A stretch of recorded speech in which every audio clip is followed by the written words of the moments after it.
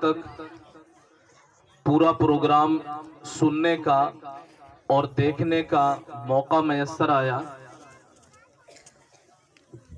یہ کہنے کی بات نہیں ہے، یہ حقیقت ہے۔ جتنی توجہ سے میں نے دیکھا اس سے زیادہ توجہ اور دھیان سے آپ نے دیکھا اور سنا ہوگا۔ بہت کامیاب پروگرام بچوں نے پیش کیا،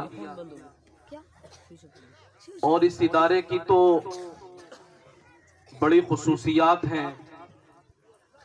سب سے بڑی خصوصیت اس ادارے کی میں یہ سمجھتا ہوں کہ اس ادارے کو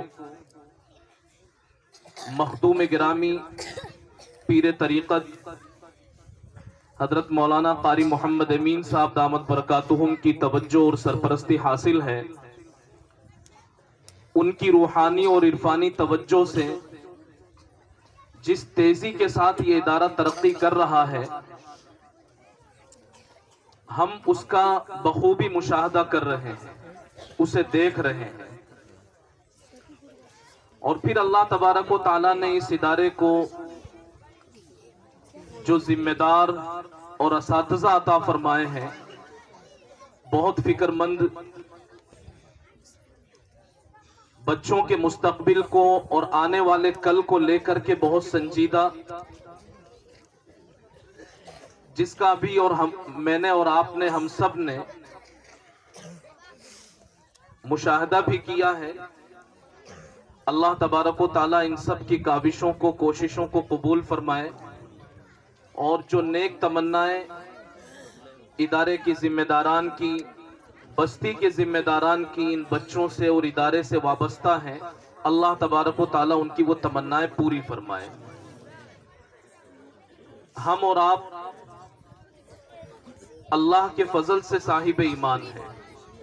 اللہ نے ہمیں اور آپ کو ایمان کی دولت سے سرفراز فرمایا، ہمیں مسلمان بنایا۔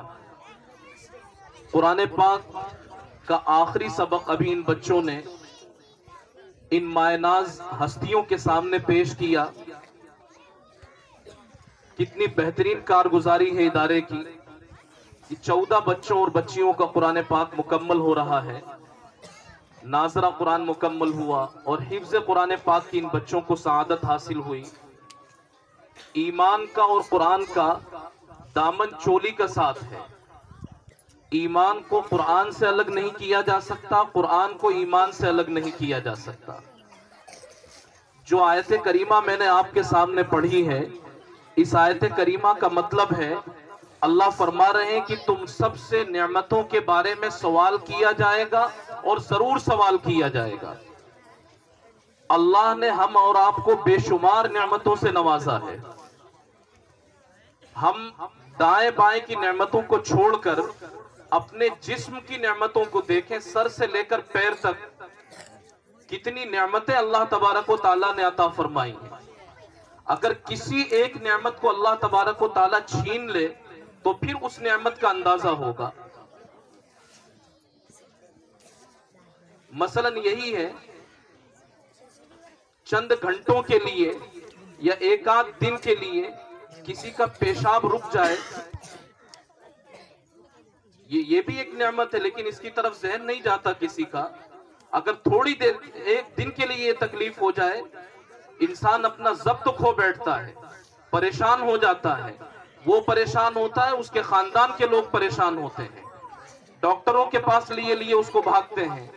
اللہ کی بے شمار نعمتیں ہم پر اور آپ پر، سر سے لے کر پیر تک کی نعمتوں کو صرف ہم انہی پر غور کر لیں اور انہی کو شمار کرنا چاہیں، اور پھر شمار کرنے کے بعد انہی کا شکریہ ادا کرنا چاہیں، تو شاید شمار کرنا بھی مشکل ہوگا اور شکریہ ادا کرنا تو بہرحال ناممکن ہے۔ اللہ تعالیٰ نے طرح طرح کی نعمتوں سے ہمیں نوازا ہے، لیکن ان تمام نعمتوں میں سب سے قیمتی نعمت ہم اور آپ کے پاس میں ایمان ہے۔ اس ایمان کی فکر کرنا، اس کو بچانا، اور بچا کر کے اس کو اللہ تبارک و تعالیٰ کی بارگاہ تک لے کر کے جانا، یہ ہماری اور آپ کی ذمہ داری ہے۔ ہر دن کا نکلنے والا سورج اور ہر آنے والا دن ہمیں یہ پیغام دیتا ہے کہ ہماری زندگی اب ختم ہونے والی ہے، ہم موت کے گھڑے کے قریب پہنچتے جا رہے ہیں، اور اب وہ زمانہ قریب ہے، پہلے کے مقابلے میں اب وہ زمانہ قریب ہے کہ ہمیں جلد چند کاندھوں پر سوار کیا جائے گا، لوگ ہماری نماز جنازہ پڑھیں گے، اور وہ وقت آ جائے گا جس وقت کا کوئی انکار نہیں کر سکتا۔ اس وقت کے آنے سے پہلے ہمیں اپنے ایمان کی فکر کرنا اور اپنی ایمانی ذمہ داریوں کو سمجھنا ضروری ہے۔ حضرات صحابہ کہتے ہیں، جو حدیث پاک میں نے آپ کے سامنے پڑھی، سمرہ جندب ابن عبداللہ رضی اللہ تعالیٰ عنہ کہتے ہیں ہم نبی صلی اللہ علیہ وسلم کے ساتھ رہا کرتے تھے اور ہم طاقتور نوجوان تھے۔ یہ بچے ابھی انہوں نے قرآن پاک پڑھا ہے، لیکن نبی علیہ السلام کی مجلس میں قرآن پاک پڑھنے کی کوئی عمر نہیں ہوتی تھی۔ کوئی 40 سال کا آتا تھا، آپ اس کو بھی قرآن پڑھاتے تھے۔ کوئی 60 سال کا آتا تھا، آپ اس کو بھی قرآن پڑھاتے تھے۔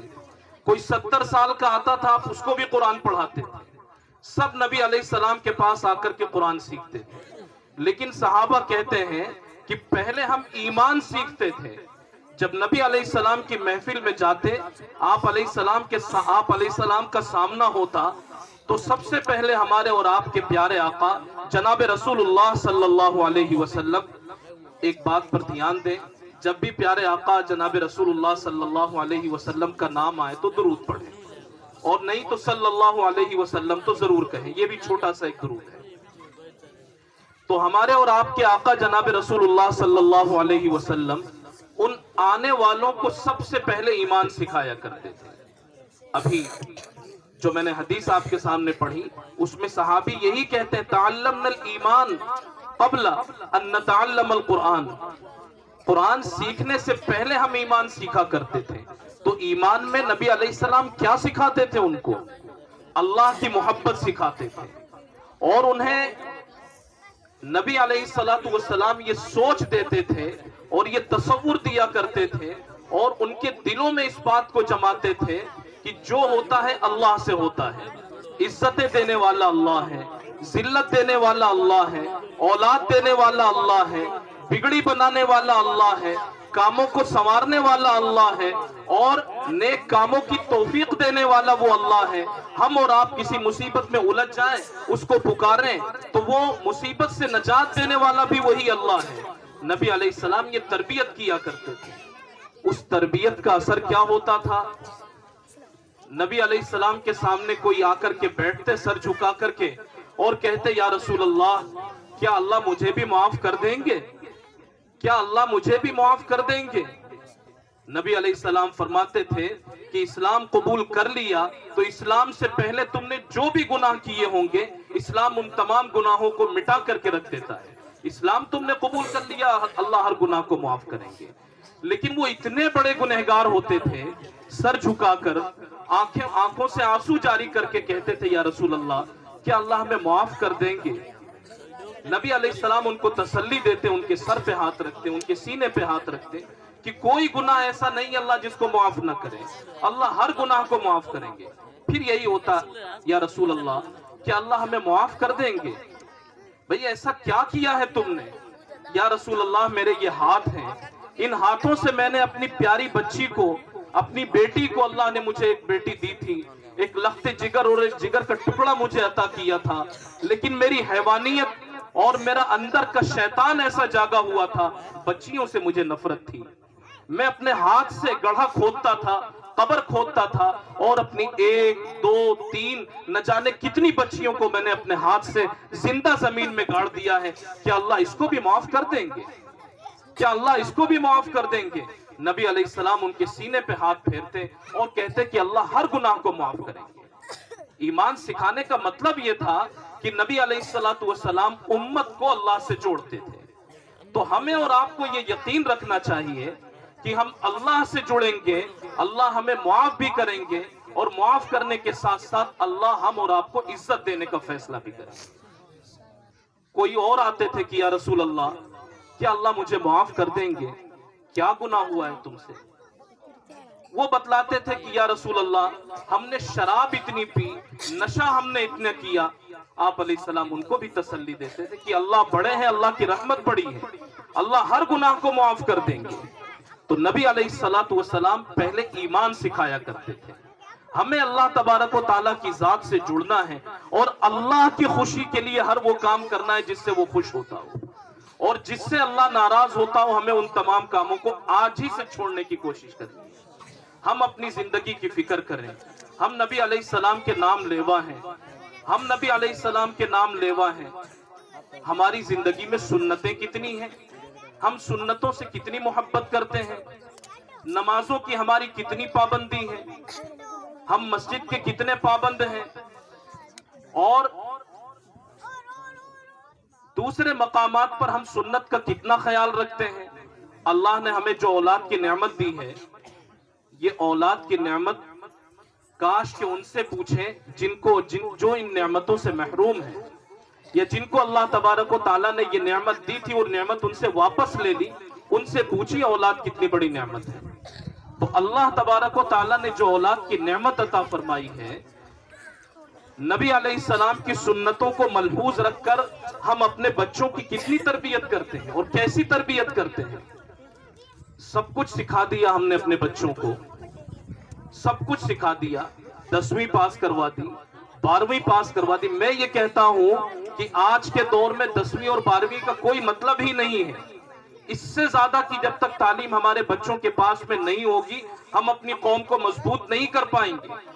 اس سے زیادہ کی تعلیم دلوانی ضروری ہے، بڑی ڈگریاں دلوائیں، ماسٹر ڈگریوں تک اپنے بچوں کو پہنچائیں، پی ایچ ڈی ڈگریوں تک اپنے بچوں کو پہنچائیں، لیکن اس کے ساتھ ساتھ اپنے بچوں کو درد دل ضرور دیں کہ جب بیمار ہو جائیں آپ، تو آپ کی بیماری کے وقت میں یہی آپ کے معصوم یہ آپ کو ہاسپٹل لے کر کے جانے کے ساتھ ساتھ اس کی بھی کوشش کریں کہ کہیں کونے میں ایک مصلی بچھا کر کے اور اللہ تبارک و تعالیٰ کے سامنے سر جھکا کر کے بھیک مانگنا شروع کر دیں کہ اللہ میں اپنے باپ کی صحت کی بھیک مانگتا ہوں آپ سے، اللہ میرا باپ بیمار ہے، میرے باپ کو ٹھیک کر دیجیے۔ سب کچھ کریے اپنے بچوں کے ساتھ، دینی تعلیم دلوائیے ان کو، درد دل اور درد جگر ان کے اندر پیدا کیجیے، نبی علیہ السلام کی سنت ہے۔ پھر اپنی صلاحیتوں کا صحیح استعمال ہو، اپنے وقت کا صحیح استعمال ہو، اپنے مال کا صحیح استعمال ہو، اپنی سوچ اور فکر کا صحیح استعمال ہو۔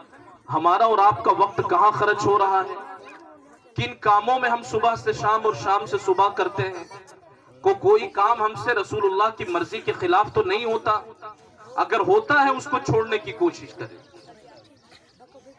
مال جو اللہ تبارک و تعالیٰ نے ہمیں عطا فرمایا ہے، ابھی بہت خوشی ہوئی ماشاءاللہ، یہ قرآن پاک کی محفل ہے اور چھوٹے چھوٹے بچے یہ اسلام کی حفاظت کے لیے تقریریں یاد کر رہے ہیں، نبی علیہ السلام کے عشق کا مظاہرہ کرنے کے لیے انہوں نے نعتیں پڑھی ہیں، اور آپ نے جو اس پر مضبوط ایمان کا ثبوت پیش کیا، واقعی اس پر آپ مبارکباد ہیں۔